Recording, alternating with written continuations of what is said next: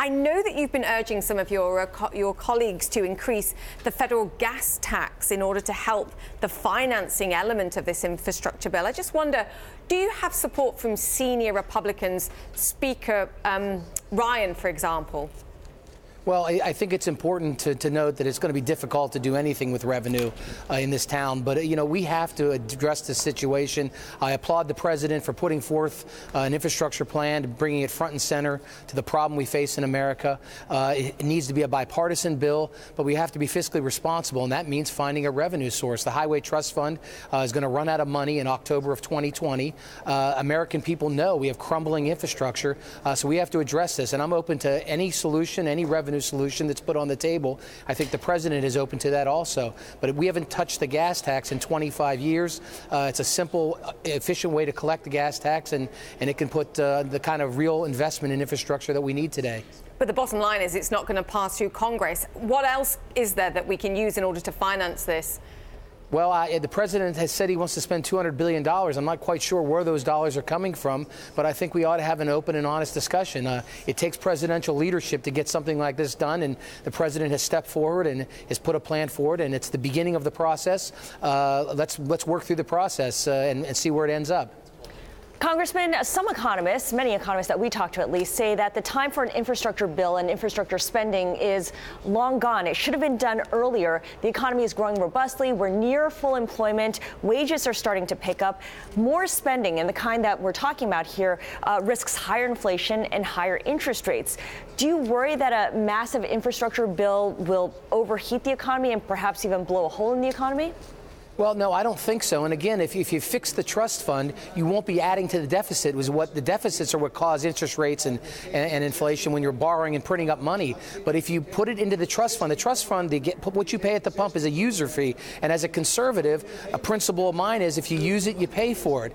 And the money that goes in that you pay at the pump goes into the highway trust fund, and 100% of it is spent on the infrastructure of this country, roads, bridges, and transit. So this does not cause a problem if you pay for it. The way we're going now, we will spend more dollars in deficit spending. So we've got to be fiscally responsible, and I think it's a conservative principle. Again, if you use something, you ought to pay for it. Congressman Shuster, what areas of the infrastructure do you think need to be addressed most urgently?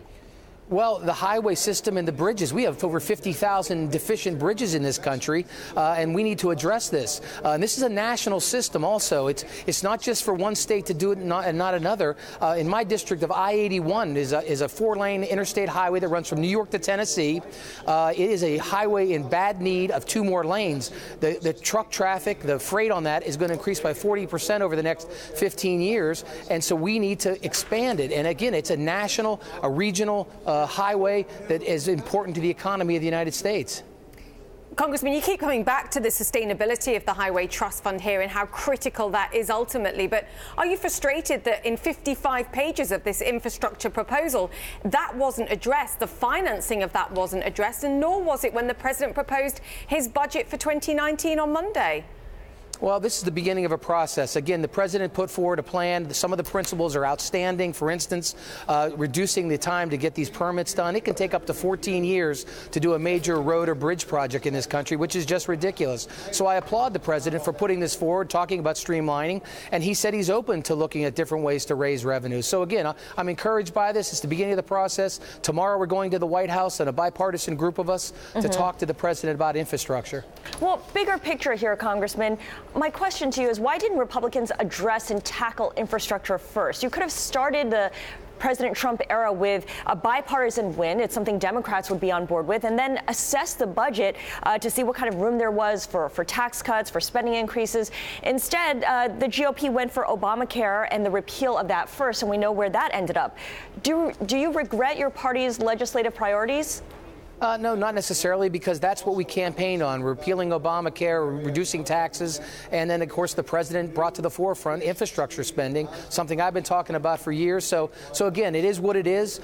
Here we are today, and now we've got to deal with the situation, because if we don't deal with it today, it's only going to get worse. We're going to spend more deficits to fund our highway projects in this country, and if you look at the electric cars in the next 20 years or so, about a third of them will be on the highways, and not only do we subsidize them for people to buy them, but they don't pay a nickel to run on our roads today, and it's only going to get worse. So we've got to deal with this today.